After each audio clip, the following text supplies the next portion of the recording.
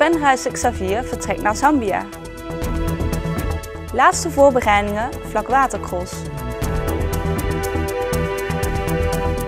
Het is vandaag 23 januari, dit is het Belema-journaal. De Rabobank in Wansum sluit 1 juli de deuren. Als enige kerkdorp in de gemeente Venray wist Wansum nog lang zijn bankfiliaal te behouden. Maar op de eerste dag van juli valt ook het doek voor het Rabobankkantoor aan de Pastoorstraat. De dorpsraadsvoorzitter kondigde woensdag in de dorpsraadsvergadering de sluiting aan. De pinautomaat blijft behouden. Ondernemers uit Wansum en omgeving kunnen straks niet meer in het dorp terecht voor geldstortingen.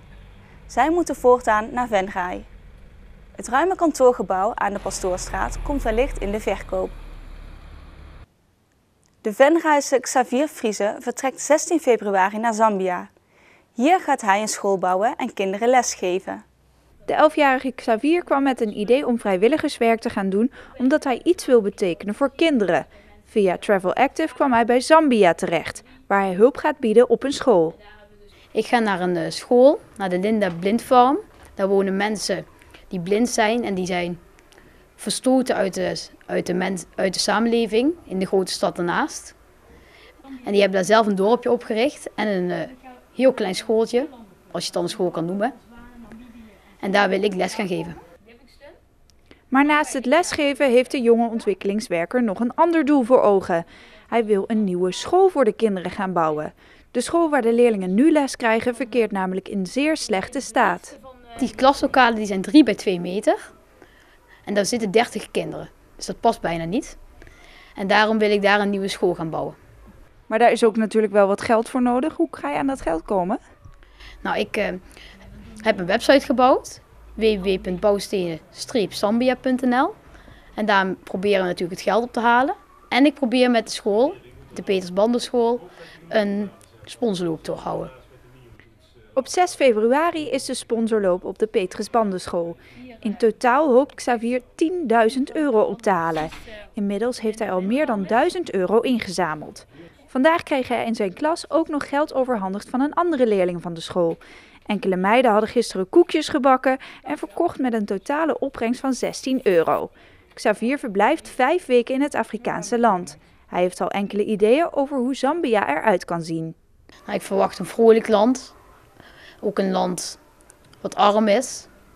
Maar blijkbaar is het daar ook heel rijk, een gedeelte.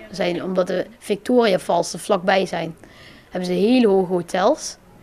En daar vlakbij zijn de kottenwijken. Dus ja, ik denk dat die kinderen die heel vrolijk zullen zijn met veel minder als dat ze bij ons vrolijk zullen zijn. De jonge Venraynaar gaat de reis samen met zijn moeder maken.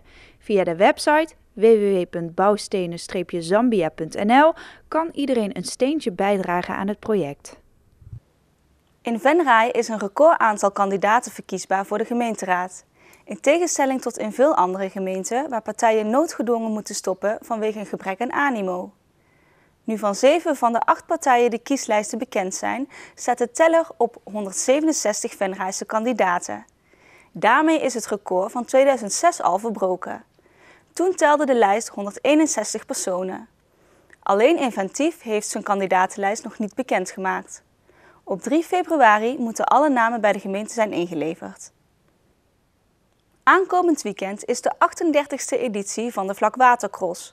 Op zaterdag vindt de scholierenloop plaats en op zondag is er een loop voor wedstrijdatleten en recreanten. Op dit moment wordt de laatste hand gelegd aan het parcours voordat de cross van start kan gaan. Maar de eerste voorbereidingen worden al veel eerder getroffen. Wij beginnen in feite al in oktober met het gereed maken van het parcours. Dat betreft dan het opruimen van de bladeren. Want laat je die liggen tot vlak voor de vlakwatercross, ja, dan krijgen ze bijna niet meer weg.